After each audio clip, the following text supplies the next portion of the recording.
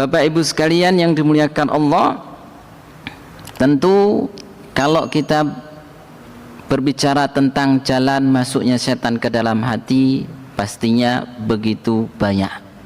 Maka di dalam buku ini disebutkan ada beberapa jalan akan masuknya setan ke dalam hati kita,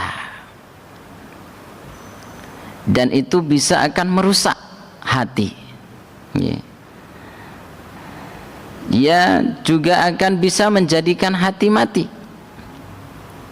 Di antara pintu-pintu setan yang besar ternyata adalah dari marah dan juga syahwat atau nafsu.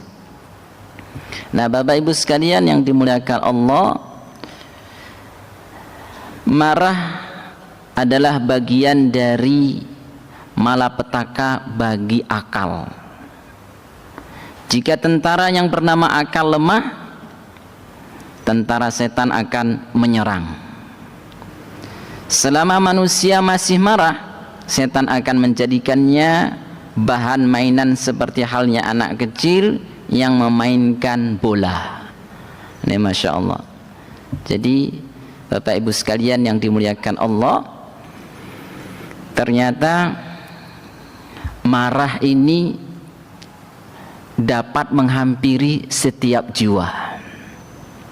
Oleh karenanya Nabi SAW menyebutkan di dalam hadis yang bisa kita dapatkan di hadis Arba'in An-Nawawiyah di nomor hadis 16. Di situ Nabi SAW mengatakan dari Abu Hurairah radhiyallahu anhu, ia berkata, seorang lelaki berkata atau bertanya kepada Nabi SAW dengan kalimat, nasihati aku, usini. Qala la taghdab, faraddada miraran, qala la taghdab. Laki-laki ini mengatakan kepada Nabi, ya Rasulullah, nasihati aku. Di riwayat yang lain dikatakan, ya Rasulullah, berikan aku nasihat yang mana nasihat itu mudah aku ingat. Jadi materinya tidak banyak gitu, sehingga saya gampang mengetahuinya dan gampang saya ingat.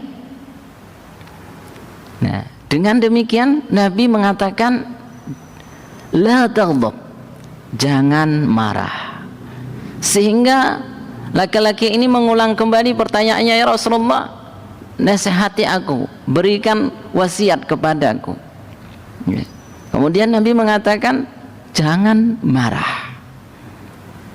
Nah, ternyata Bapak Ibu sekalian, marah ini memang sangat bisa merusak hati. Bukan hanya hati, ternyata malah akal kita. Bahkan bukan hanya akal Bapak Ibu, fisik kita. Ini kalau bahasa sederhananya yang umum, orang yang suka marah terus cepat tua katanya. Oke.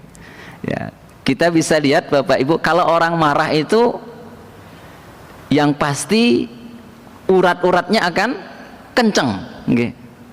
Jadi kenceng, keras, tegang, kaku. Itu kalau ketika marah. Dan tentu otak akan mampet, daya pikir kecerdasannya akan berkurang. Jadi merusak akal, merusak kebijakan, jadi merusak sikap yang baik ketika marah.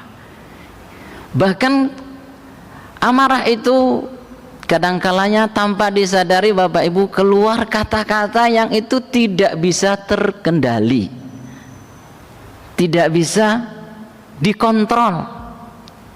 Karena tadi akal sudah nggak bisa mikirin yang diucapkan ini benar atau enggak. Bahkan instruksi dari amarah ini tadi bukan hanya sekedar akalnya yang juga buntu, kata-katanya yang tidak bisa terkendali, tapi kadangkalanya juga bisa dengan tangan pun ikut bergerak, tubuh pun ikut beraksi. Ini kalau sudah marah. Maka pantas Nabi SAW memberikan nasihat dengan singkat, cukup dengan kata la taghdab, jangan marah. Nah, ternyata Bapak Ibu sekalian, marah ini memang sangatlah merusak keluarga kita, persahabatan kita, bahkan ibadah kita. Ya, kira-kira kalau lagi marah ngaji Quran penak ana mboten Bapak? Lagi jengkel terus baca Quran. Kalau ada orang yang lagi marah, marahnya kok timbang ngomel-ngomel mending tak baca Quran tak berhenti. Ini kok saya apik ini. Nah, ini baca Quran marah terus ngambil Quran tidak berhenti berjus-jus dibaca Quran. Nah, ini yang baik. Okay. Tapi apakah bisa? Nah, inilah yang patut kita ketahui Bapak Ibu. Kalau kita bisa mengendalikan amarah itu, insya Allah akan membuahkan manfaat. Nah, lantas kalau kita sudah mengetahui mudaratnya, marah itu bagian kadangkalanya Bapak Ibu merusak hubungan suami istri.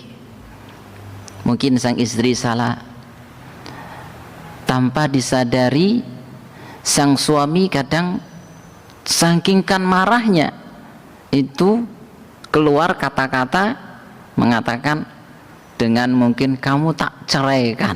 Nah, sudah. Nah, di sini oleh karena itu marah itu sebenarnya ada dua Bapak Ibu. Manakala yang pertama itu marah manakala diri ketika ada sebab yang membuat kita marah sampai kita tidak marah.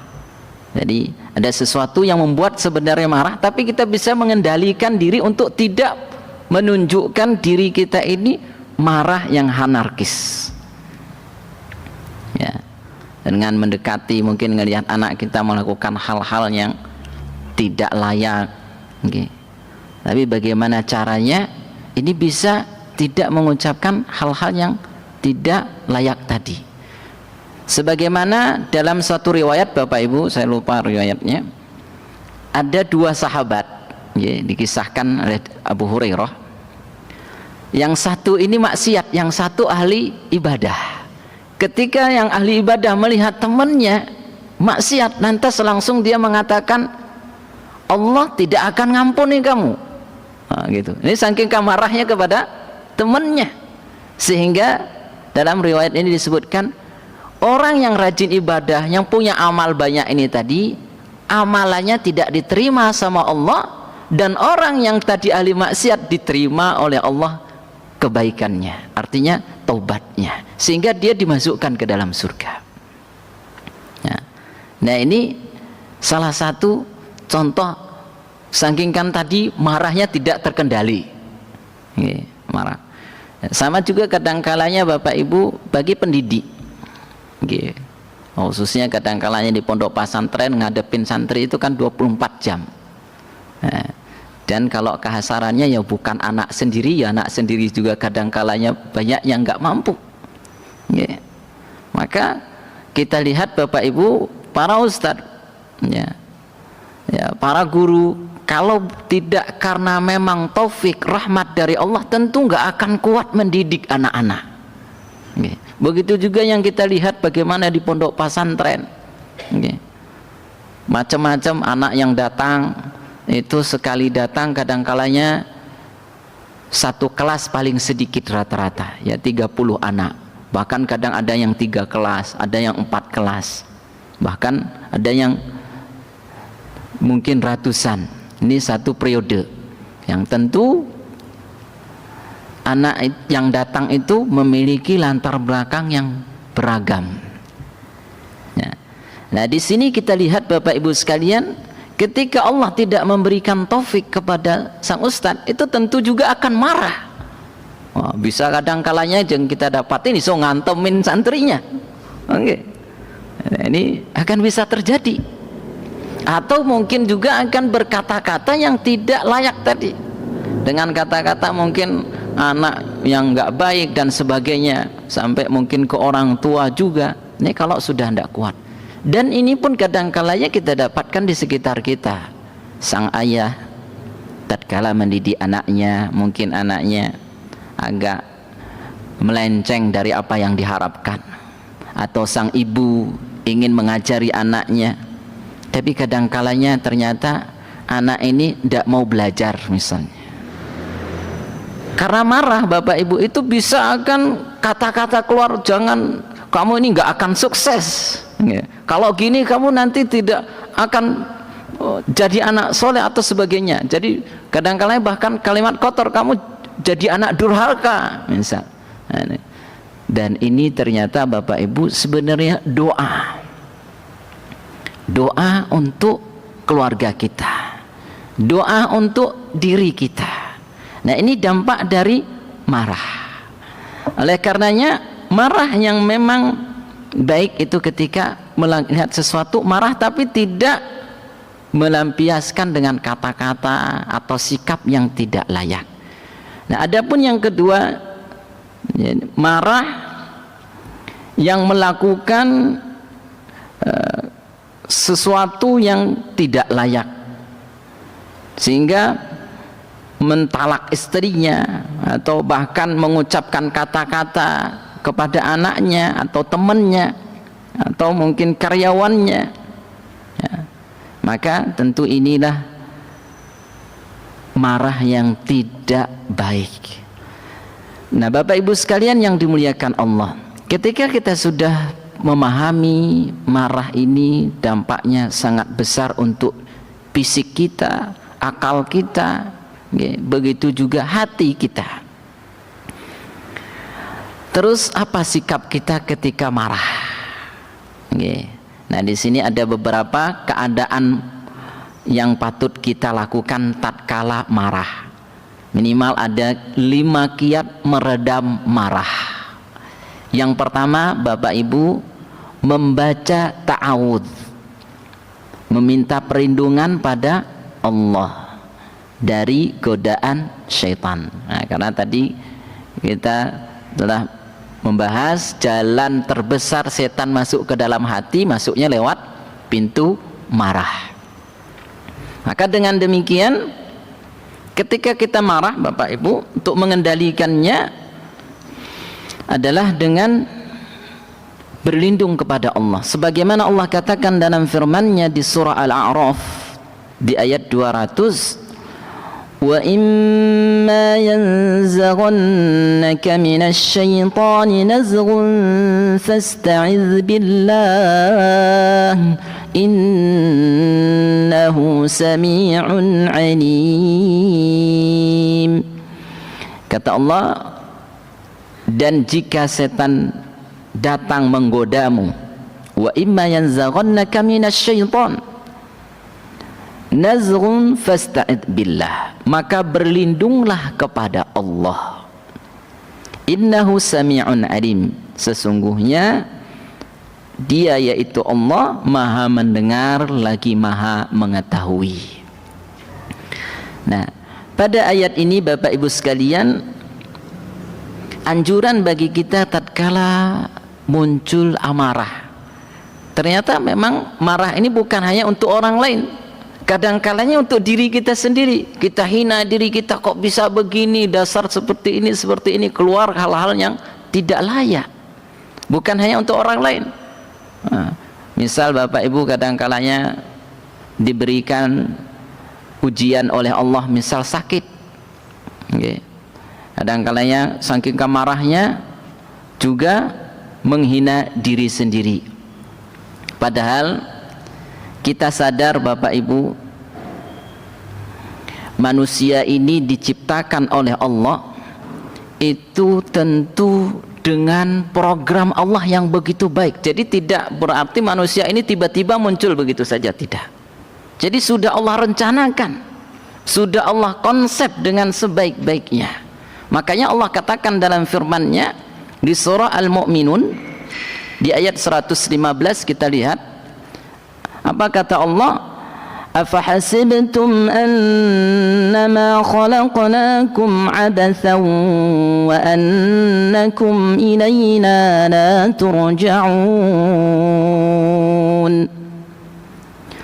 Yang artinya Allah katakan, maka apakah kamu mengira bahwa kami, yaitu Allah, menciptakan kamu main-main tanpa ada maksud, tanpa ada rencana, dan bahwa kamu tidak akan dikembalikan kepada kami. Ini Masya Allah, kata Allah abathan, jadi tidak ada maksud, tidak ada rencana. Jadi ketika kita diciptakan, diberi sakit, orang yang beriman dia akan sadar bahwasanya itu bagian dari anugerah Allah, sehingga dia tahan, dia bersabar, dia menerima, ridho, sehingga Bapak Ibu sekalian dia tidak marah.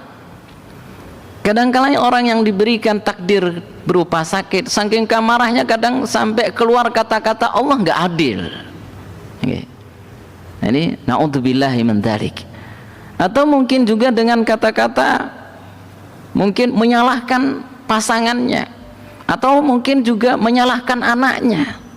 Apalagi kadang-kalanya, mohon maaf, sudah sepuh, anak mungkin sudah pada kerja semua, ternyata di rumah sendiri Bapak Ibu. Jadi tidak akan menutup kemungkinan ketika tidak ada sabar, muncul amarah Bapak Ibu, tidak ada keimanan, ini tidak akan menutup kemungkinan bisa keluar kata-kata, ini dasar anak saya, tidak ada satupun perhatian kepada saya, dan sebagainya. Inilah pintu atau jalannya setan akan merusak amal soleh kita yang bertahun-tahun kita jaga, bertahun-tahun kita rawat. Hanya dengan sekejap, dengan amarah tadi, semua rusak, semua jadi gagal. Nah, maka dengan demikian Bapak Ibu sekalian, untuk memperkuat kembali kesabaran kita, untuk bisa mengendalikan diri kita, yaitu perlunya kita sadari bahwasanya ketika kita diciptakan oleh Allah, sudah Allah rencanakan semaksimal mungkin. Maka tugas kita tinggal merawat apa yang telah Allah beri dengan baik. Yang tentu ketika datangnya amarah, kita memohon perlindungan kepada Allah Subhanahu wa ta'ala. Begitu juga dalam suatu hadis disebutkan, Sulaiman bin Surat radhiyallahu anhu berkata, kuntu jalisan ma'an nabiy sallallahu alaihi wasallam wa rajulani yastabbani fa ahaduhuma ihmarra wajhuhu. Ini dikatakan, pada suatu hari aku duduk bersama Nabi sallallahu alaihi wasallam, sedang dua orang lelaki saling mengeluarkan kata-kata kotor satu dan lainnya. Wantafakhat audajuhu faqala an-nabiy sallallahu alaihi wasallam inni la'alamu kalimatan law qalaha dhahaba anhu ma yajidu law qala a'udzu billahi minasy syaitan dhahaba anhu ma yajidu. Ya. Kemudian Bapak Ibu sekalian, salah seorang dari badannya telah marah, mukanya terlihat merah dan tegang urat-urat lehernya. Lalu Rasulullah SAW bersabda, sesungguhnya aku tahu satu perkataan sekiranya dibaca tentu hilang rasa marahnya jika sekiranya ia mau membaca a'udzubillahi minasyaitonirrajim. Ini diantara riwayat di dalam hadis Bukhari di nomor 3282. Ini perintah ketika kita marah, pentingnya membaca ta'awud, minta perlindungan kepada Allah. Begitu juga dalam hadis Abu Hurairah, dari Abu Hurairah radhiyallahu anhu, yang berkata, Nabi SAW bersabda, idza ghadiba ar-rajulu faqala a'udzu billahi minasyaitonir rajim sakana ghadbuhu Jika seseorang dalam keadaan marah lantas ia mengucapkan a'udzubillahi, aku berlindung kepada Allah, maka redamlah marahnya. Artinya marahnya akan mulai reda. Nah, ini perintah ketika marah. Yang kedua, sikap atau kiat ketika kita marah, diam. Karena yang namanya marah itu jika keluar bisa jadi, artinya nggak diam Bapak Ibu, kata-kata nggak henti-henti. Jadi mungkin yang di Gembira Loka itu bisa keluar semuanya. Nah, kalau sudah marah, maka sikap yang kedua yang patut kita lakukan adalah diam. Ya. Sebagaimana dalam hadis diriwayatkan oleh Imam Ahmad, wa idza ghadiba ahadukum falyaskut. Dikatakan jika salah seorang di antara kalian marah, hendaknya dia diam. Jadi bahkan Bapak Ibu ketika marah ya sudah diam saja, maka ini insya Allah juga bagian dari peredam amarah. Jadi yang ketiga kiat untuk meredam marah yaitu berganti posisi. Ya. Begitu pula disebutkan dari Abu Dzar radhiyallahu anhu, Nabi sallallahu alaihi wasallam bersabda, "Idza ghadiba ahadukum wa huwa qa'imun falyajlis fa in dhahaba anhu al-ghadab wa illa falyattaji'." Bila salah satu di antara kalian marah saat berdiri, maka duduklah. Jika marahnya telah hilang, maka sudah cukup. Namun jika tidak leyap pula, maka berbaringlah. Ini sampai ketika marah dalam keadaan berdiri, maka duduk. Ya. Kalau ternyata masih juga marahnya masih, sudah berbaring. Jadi artinya berubah posisi. Nah, sebagaimana yang kita ketahui bersama Bapak Ibu, pernah terjadi cekcok juga Fatimah dengan Ali bin Abi Thalib. Maka ketika dia marah sama istrinya, kemana perginya Bapak Ibu? Pergi ke masjid. Nah, maka sehingga Ali bin Abi Thalib ini terkenal dengan Abu Turab, ya, bapaknya debu atau bapaknya tanah, ya, karena dulu masjid Nabi itu tidak seperti sekarang, jadi dia tidur di pasir gitu, ya. Nah, inilah Ali bin Abi Thalib pergi. Nah, kalau perginya ke masjid ini suatu hal yang baik, tapi jangan sampai pergi marah, pergi ke tempat hal-hal yang nggak baik lagi. Wah, ini bukan malah baik, menambah keburukan. Ini marah tapi ternyata perginya ke Samas misalnya, wah ini repot. Atau marah sama keluarga pergi ke tempat hal-hal yang diharamkan oleh Allah Subhanahu wa taala, ke pasar kembang, ini tidak boleh. Nah, apalagi nongkrongnya di situ atau di daerah Kaliurang nih Bapak Ibu. Nah, ini tidak baik. Nah, ketika marah ya hendaknya merubah posisi. Di sini maksudnya adalah tidak ke tempat yang diharamkan oleh Allah Subhanahu wa taala. Apalagi dengan meminum hal-hal yang juga diharamkan, mengkonsumsi hal-hal yang diharamkan oleh Allah Subhanahu wa taala. Yang keempat, mengambil air wudu. Ketika marah Bapak Ibu sekalian, sikap atau kiat untuk mengendalikan marah adalah berwudu. Sebagaimana disebutkan dalam hadis dari Atiyah As-Sa'di radhiyallahu anhu, ia berkata Rasulullah sallallahu alaihi wasallam bersabda, "Innal ghadaba minasyaitan wa innasyaitana khuliqa min nari wa innama tuqfa'u an-naru bil ma'i fa idza ghadiba ahadukum falyatawadda'u."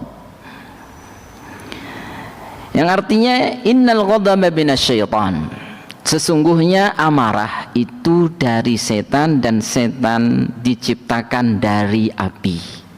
Api akan padam dengan air apabila salah seorang dari kalian marah, hendaklah ia berwudu. Nah, ternyata kiat yang keempat Bapak Ibu sekalian ketika kita marah adalah wudu. Ya, wudu dengan baik, nggih.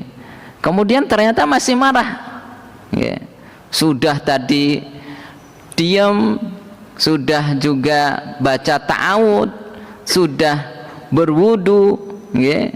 Ternyata tidak henti-henti, masih marah. Apa yang dilakukan? Maka yang kelima dan ini yang terakhir, Bapak Ibu sekalian, ingat wasiat Nabi sallallahu alaihi wasallam. Okay. Jadi ketika kita sudah wudu dan ternyata sholat, okay, zikir, ternyata masih marah. Kemudian di sini perlu kita ingat wasiat Nabi. Nabi sallallahu alaihi wasallam mengatakan dalam sabdanya yang diriwayatkan oleh Mu'ad radhiyallahu anhu, Nabi sallallahu alaihi wasallam sabda, "Man kadhama ghaidan wa huwa qadirun ala an yunaffidhu da'ahu Allahu azza wa jalla ala ru'sil khalaiqi yaumal qiyamah hatta yukhayyirahu minal hudri ma syaa." Nabi sallallahu alaihi wasallam mengatakan yang artinya barang siapa menahan amarahnya padahal mampu meluapkannya, mampu melakukan amarahnya, kan tetapi dia memendamnya, dia menahannya, maka Allah akan memanggilnya di hadapan para makhluk pada hari kiamat untuk memberinya pilihan bidadari yang ia inginkan. Masya Allah, ini door prize-nya tidak main-main Bapak Ibu. Orang yang bisa nahan amarah ini door prize-nya bukan hanya sekedar sepeda gunung, yeah. Jadi ini ternyata sepedanya bisa miciti, yeah. Ini bukan hanya sekedar yang bisa micitin, tapi semua komplit. Ini ditawarkan dengan bidadari. Ini Masya Allah. Jadi ketika orang bisa menahan amarah, itu mendapatkan imbalan yang begitu istimewa. Loh, ini untuk laki-laki Ustaz, perempuan pun sama. Ia akan mendapatkan apa yang ia inginkan, ya, perhiasan. Tentu wanita itu yang selalu didambakan perhiasan, kalau laki-laki itu wanita. Maka di dalam konteks hadis ini disebutkan tentang bidadari. Sehingga Bapak Ibu sekalian, ketika kita marah, ternyata kiat-kiat tadi sudah dilakukan, masih marah, maka ingatlah wasiat Nabi sallallahu alaihi wasallam, karena ada door prize, ada imbalan yang akan dapat kita raih kelak di hadapan Allah ketika bisa menahan amarah. Begitu pula di riwayat yang lain dari Abu Darda radhiyallahu anhu, dia berkata Rasulullah sallallahu alaihi wasallam ditanya, "Wahai Rasulullah, tunjukkanlah kepadaku satu amalan yang dapat memasukkan diriku dalam surga." Maka Nabi sallallahu alaihi wasallam mengatakan, "La taghdab walakal jannah." Janganlah engkau marah, maka bagimu surga. Nah, Bapak Ibu sekalian yang dimuliakan Allah, ternyata orang yang bisa menahan marah itu jaminannya surga.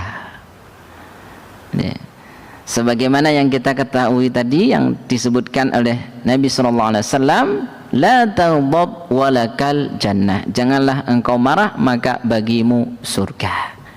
Maka kalau ini yang sudah kita lakukan Bapak Ibu sekalian, insya Allah amarah itu mulai reda, dan kita berlindung kepada Allah Subhanahu wa Ta'ala dari perkara yang akan merusak iman kita, merusak fisik kita, ya, merusak keluarga kita, merusak hubungan baik kita dengan teman, kerabat, tetangga dan sebagainya.